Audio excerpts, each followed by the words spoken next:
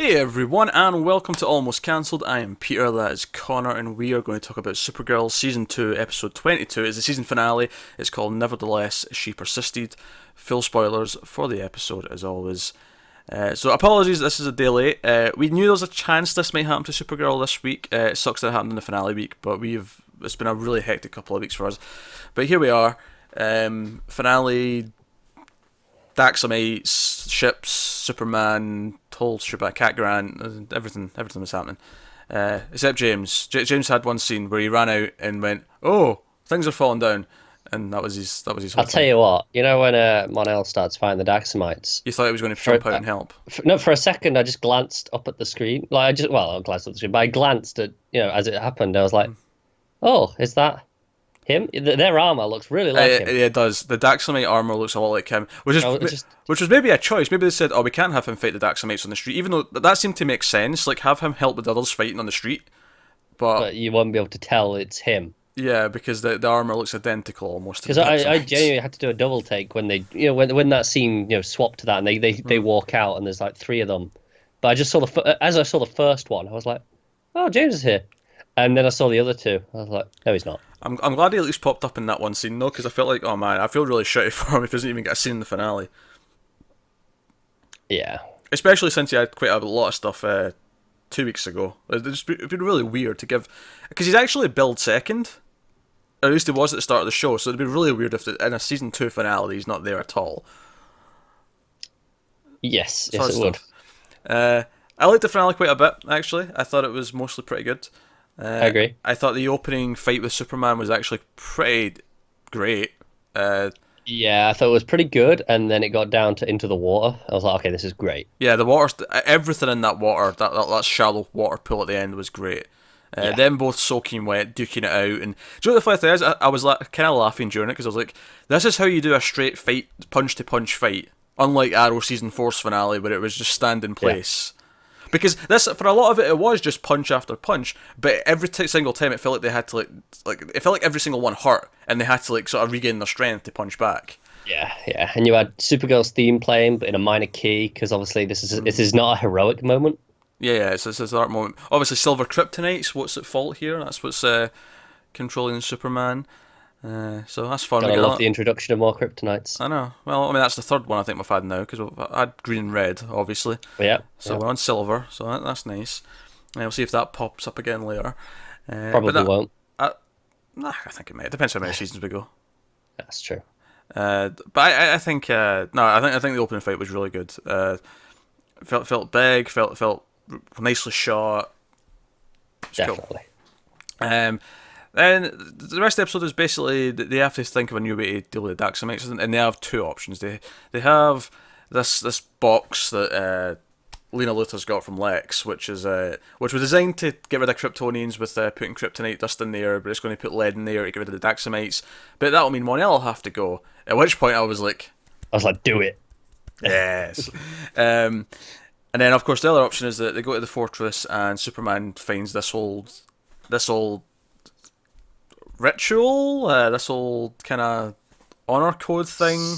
Yeah, ceremony. Yeah, that's not the right word still, is it? It's basically just a trial by combat, but they have to challenge each other and they have to accept. And there's terms, and if Supergirl wins, Daxam leaves, and if Rhea wins, then the Earth surrenders. Yeah, it almost feels a bit short-sighted on Supergirl. Just in case she loses, like you're kind of betting the entire planet.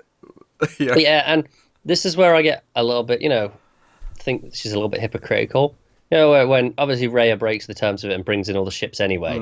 I'm like, and she's like, oh, you weren't gonna honor the agreement. It's like, yeah, but neither were you. You have a magic box to kill them all if you lose. That's a fair point. Admittedly, I mean, obviously she's in the right still because they're the invaders. I'm not disputing that. Yeah. Also, they're going to kill all the Daxamites are going to kill people. So I mean, there's clearly an evil side to this. Oh, I'm not disputing that. Yeah. I'm just saying she's very offended by the idea that she broke the agreement when she's planning to do. She's got a bloody remote in her pocket, or whatever she has on that suit. Yeah, she pulls it out as if she had a pocket, but I I'm don't not see no entirely pockets. sure where it came from. Maybe the cape has a pocket on, like, like the inside of the Yeah, back. maybe. I don't know. But yeah. So and their fight's not bad as well. Actually, they have this sort of showdown on a roof. It's not as good as a Superman fight, but I think what makes that stuff kind of a bit more fun is that there's so much going on around as well. There's like Superman's flying around using his heat vision on ships and other Daxamites and. I do have one major problem with this fight. It's the bit, so they go down into the building, they knock each other across, like they go all the way through all these walls, and it feels like, all right, there's movement, there's momentum, and they come back up and they land on the exact same bit of roof.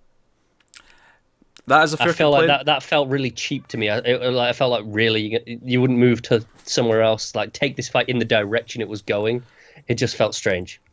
It does. But I think you nailed the reason though. I think it was a Oh, it's cost cheap. thing. Yeah, absolutely it is, but it took me out of it. So Yeah. it's a problem. Yeah, I think I don't think it's an artistic choice. I think it's a cost choice. It's like, Oh, no, we can't have a second roof, so you're just going to be back on the same roof. Oh yeah. That's fair. But I overall had fun though because it felt like a lot of things were going on. Wynn working with Lena was like an interesting little concoction that I don't think we've seen much of this season. But they actually have good chemistry. I mean, Wynn has good chemistry with everyone, as we keep Wynn's saying. moment with Superman is the best. Oh yeah, when he moves, "I love you." Yeah. When he just gets there, he's like, "Oh, you probably don't remember me," and he's like, "Oh, yeah, you're Wynn, the resident DEO genius," and he's just like, "Yeah, this is good. I'm good." Yeah. Killed me. Yeah, but then it turns out when he's like, Yeah, yeah. because of course he does. That was pretty glorious. Yeah, I do have to admit. Jean wakes up. I thought the entrance of McGann when he's in bed was really weird, and I said, I hope that's in his head because it felt too abrupt for it I to did be. the same. Yeah, but then he woke up and I was like, oh, it's fine. It was telepathic. It's fine. Yeah. It's fine. So no, and she brings some White Martian. She helps out in the finale. It makes it feel big that everyone who we kind of met this season, Superman's here. Miss Martian's here. It felt like everyone was kind of. Cat's obviously back. I actually really like that she brought other White Martians. I thought that was cool. That's a cool backup to bring in. Oh yeah. So they're friends, and then like three. They still look terrifying though. I feel like the humans running around trying to like run for their lives are still going to be running from them. Oh, definitely. Yeah, they're scary big dudes. Yeah. So there's actually a moment in this episode. Now they actually confirmed it at the end, which is annoying because I feel like I wanted to bask in me just knowing it, but. Earlier, midway through the episode, Clark comes to visit Kat with, Kara. Yes. And we get some more of the fun stuff. Kat's like, oh, hi, Clark. That Calls lost him Kansas. Yeah. And she looks over at Kara and she's like, well, tell Supergirl this. Tell her we're supporting her. I'm like, Yeah. I'm Just like, she God damn it, knows. she knows. She so knows. And then they confirmed it at the end when she actually said Supergirl after she left, but she gives her a pep talk. When Kara's feeling all upset because Mon-El had to leave. Which actually, one of my favourite moments of the episode is the ending. Not the sort of the I thought you were tease. going to say, is Mon-El leaving just because he was gone? I mean, that was nice too. But no, like when she we got the soppy song playing, admittedly, which may be a bit overkill. But Yeah, but what do you expect from this? yeah, the shirt ripping opening, sort of slow motion, flying off. But there's something really beautiful and kind of unique about watching her like cry while flying. Like. Not even just specifically at her, but just between her and Superman. Like, how often do you see that type of emotion while they're flying? There was something kind of beautiful about it. No, it's true, because it's like the escapism. It's like she knows she's on her own, so she can. Yeah. Also, again, when she rips off the shirt, there's literally a guy walking behind her. You can see him through the window. I'm like, come on, Kara. Secret identity. Yeah. Both her and Barry are shit at it, though. We've clearly established that throughout these Barry's shows. worse. Barry is worse. I mean, there was that moment in last week's Flash where, like, someone walks in and, like, HR has to cover her eyes. Like, Barry, secret identity. Exactly. But no, I thought that was a really touching kind of moment. Just hearing because as much as the song was sappy at first, when the lyrics went away and it was just a piano at the end, and she was just sort of having a tear as she was flying, I thought that was kind of a beautiful little moment that I'm glad they put I that agree. in. So I respect that. Daxamites have kryptonite blood now. That's a thing. I think it's just.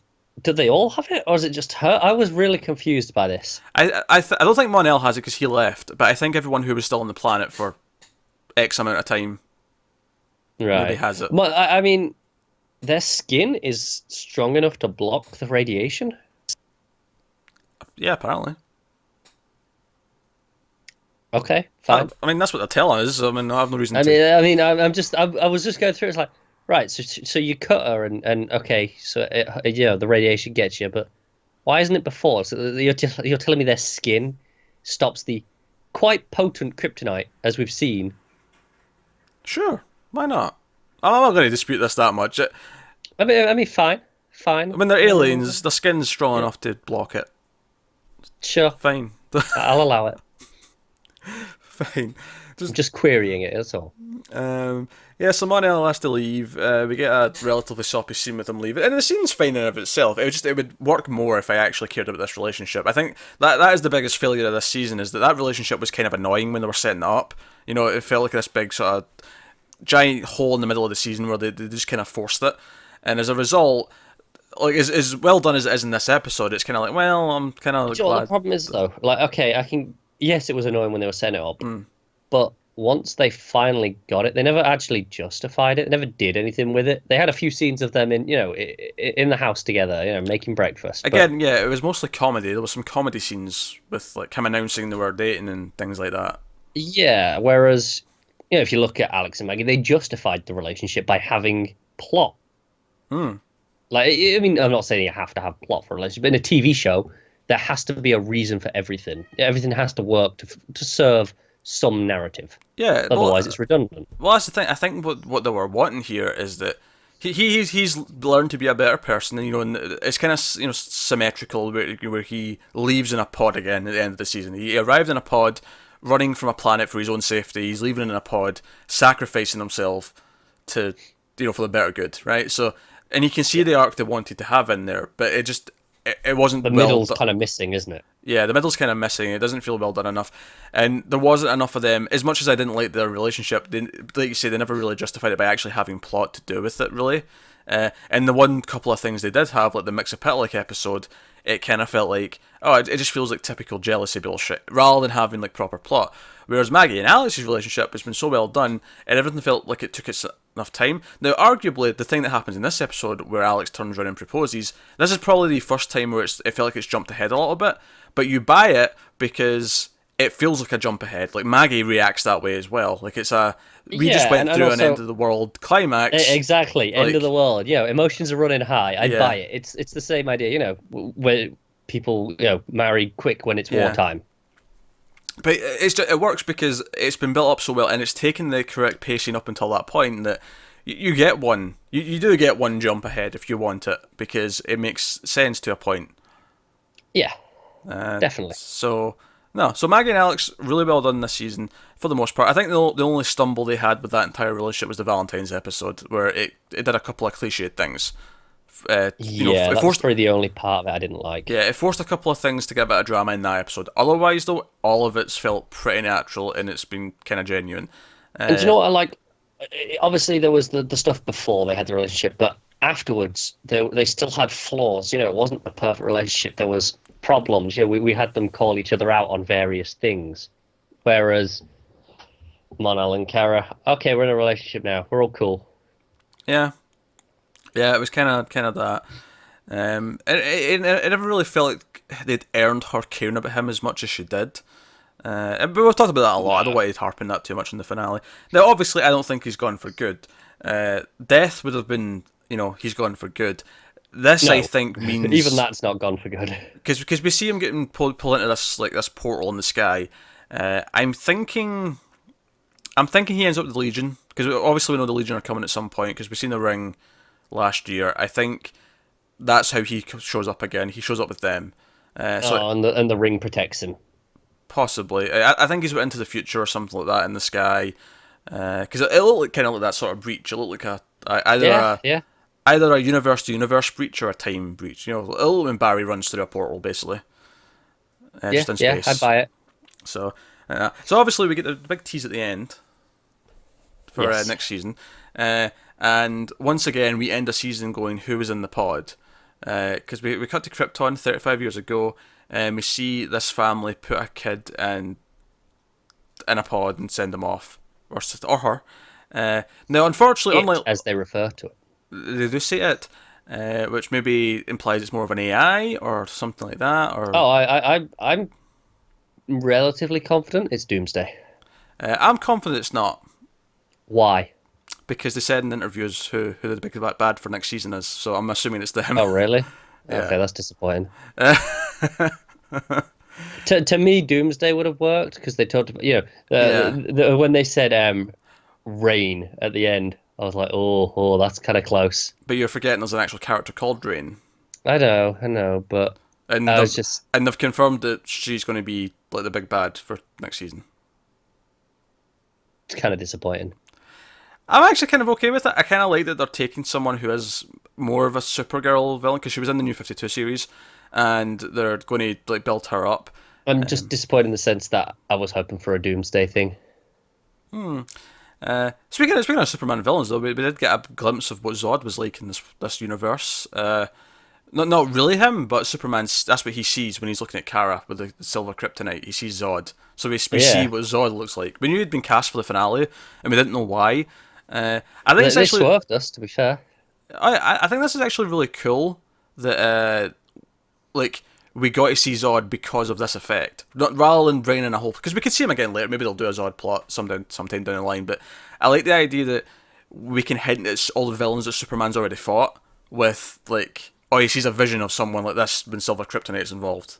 But yeah, It's cool. It feels like the Superman history's there, even though we've not seen a lot of it, which is no, I kinda agree. We hear bits and pieces. We've heard about his history with Lex. We Yeah. get that. Oh, there was stuff with Zod, and a bunch of other stuff that we've had over the last season. But it's nice to know that this stuff exists. Yeah, no, it works. And obviously, I think they'll play coy about other villains. Like, I think Zod and Lex are such, like, have to be Superman that they have to just assume, okay, like, Superman's already dealt with them. But it'll be interesting to see, like, do we get like a full-on big Brainiac plot maybe in a couple of seasons with, like, proper classic Brainiac coming to try and take over the Oh, planet. classic Brainiac. Okay. I mean, I know we had fake Mystique in season 1, who was a Brainiac, but Brainiac. Yeah. But there's many variations of Brainiac. Oh, So true. Oh, by the way, I loved Clark giving Kara some salt about Kal-X. yeah, you owe me a robot. Yeah, this would be much easier. Can if we get a was new around. Kal-X for season 3, please? I think we'll get a new Kal-X. I think they'll whip something up. Salvage it from a pod. Also, I like that we see him in the fortress. I mean, we see him in the fortress last time, but this was him in the fortress actually using the computers and stuff. It's like, oh, this is my base. Like, I know where things are, and Yeah. because we've seen the fortress a lot. Obviously, Kara's like popped in there, but this was like, no, this is him. This is his domain. And he No, owns I agree things. with that. So that was cool. So that was a pretty fun finale. I think it felt big. Some of the action was really good, especially the Superman fight. Yeah, that was the Um, highlight, I think, for me. But some of the other fighting was good later on as well. Especially Supergirl and Superman, especially fighting their various battles. There was some good moments in there. I also did think Mon-El taking out the James alikes looked pretty good. It was okay, but it did make me think though they've barely given him anything to do all season with his powers. Yeah, that's true. Like there was one or two episodes where Kara's like, "Oh, you should be a hero too." This was like way back before Christmas, and it feels like since then he'll occasionally put on his black suit, which is just basically basic clothes, and he shades and he goes into a fight. He gave up being a hero because he wanted to be a domestic housewife. He wanted to make Kara breakfast every day, and you can't do both. Apparently not. Especially not if you've got super speed. Yeah. Does he have super speed? I don't think he has super speed. I think he has strength. Do you know what? about it. That's a very good point. Like, I'm actually unclear on what his power set is in this show. They never clearly said. No, they I don't didn't, think. did they? I mean, nah. It's something they just kind of glossed over. It's weird. He's strong enough to survive extra stuff. He can pick up a car, and that was pretty much the extent of it. But it's kind of crazy. We're seeing all these Daxamites fighting at the end, and I don't really know what the powers are. Honestly, Collectively. I think that's it. I think they had to do that so that it made sense that because we see like on the streets, I think in the last episode that like people like regular people were trying to fight back. I think to make it believable that anyone stood a Well, that's chance, true. they couldn't be Krypton levels of like power, even if it was different sets of powers. Yeah, that's fair. So I think that's that. looking at the season as a whole, I mean, we talked about how the middle suffered a lot from the Monel plot and it felt kind of forced. I think it really picked up towards the end again, because I think we really praised, we liked that refugee episode, which was about 15, 16. I think it was 16, yeah. And then these last like three, I think, have all been pretty good. You know, I think it found itself again, which is really nice.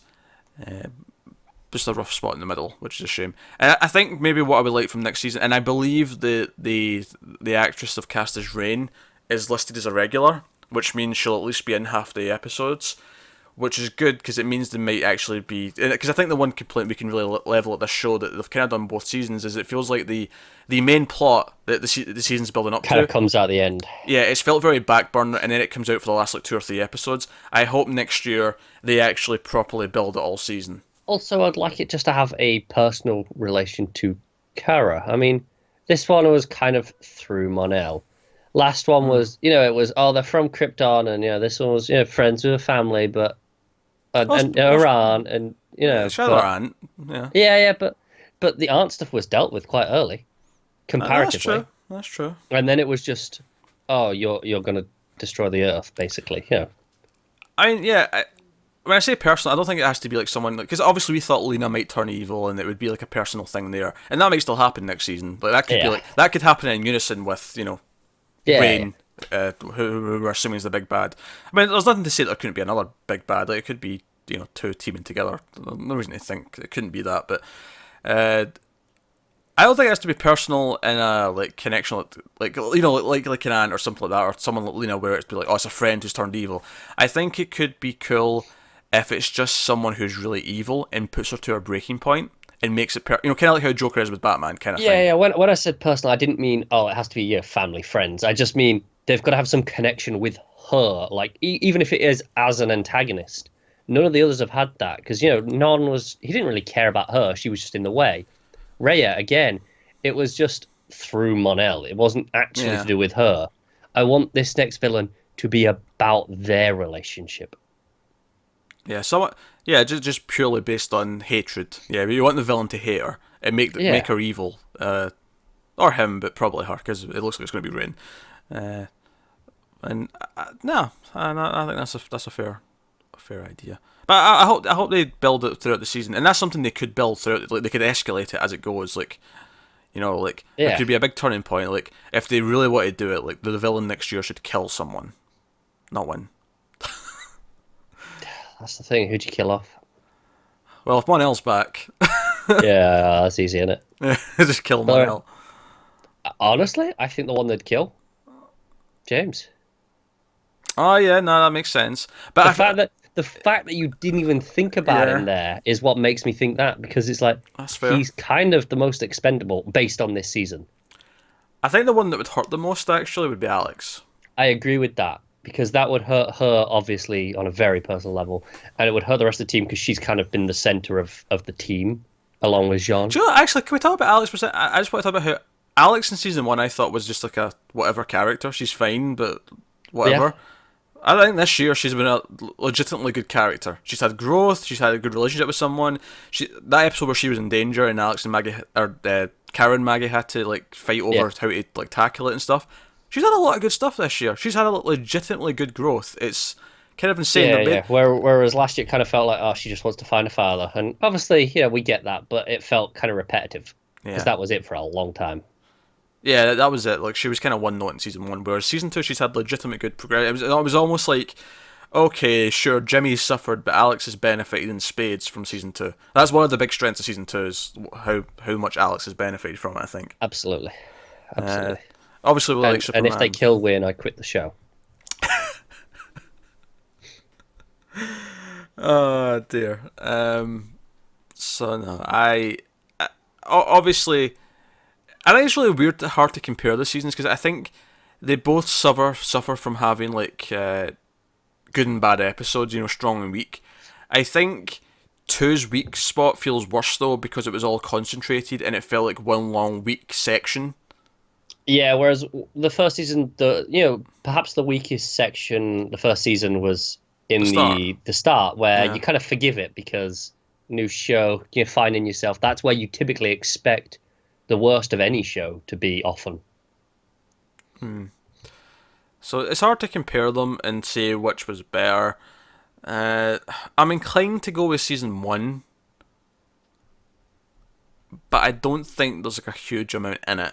I think there's some stuff in season 2 that I love that like season 1 feels bare without, but at the same time I don't think anything in season 1 annoyed me quite as much as that middle chunk where they were really forcing the Manel relationship and it did not really work. That's the thing. I think season 1 was technically more consistent because I didn't have that whole section where I just go, I hate this. But season 2 had a lot of Win. It had less James, which at times James was probably the weakest point of season 1 for me because I was kind of annoyed by him a lot. Again, the relationship part was probably the worst part, but there was much less of it in season 1, so it didn't. Yeah, that is true. But then we've also got Superman in season 2, so Yeah, we have Superman. We have much more Win time. We have Alex is much improved as a character. Her relationship with Maggie. Maggie's a good character. Music's been better as well. I think the core themes were obviously there in season 1, but I think the evolutions of them that have been used this year have been better. I just think that's natural development of a show. I don't think I would say it was better. I'd say I really like season 1 soundtrack gets a lot of regular play from me. No, it's good. Don't get me wrong, but yeah, let us know what you think of the season as a whole. The finale as well, of course, on its own. Where do you think we're going for season 3? Thoughts, feelings, all that kind of thing. Like, subscribe, get us on Twitter, _fuzz for channel updates. Individual Twitters are on the screen. If you want to support the channel, you can go to patreon.com/MailFuzzTV and see what some bonuses you can get. But otherwise, guys, thank you very much for watching. We'll see you next season for Supergirl. Obviously, the Flash review is coming up later tonight, so that's on its way. So thanks very much for watching, guys. Have you got any vanilla?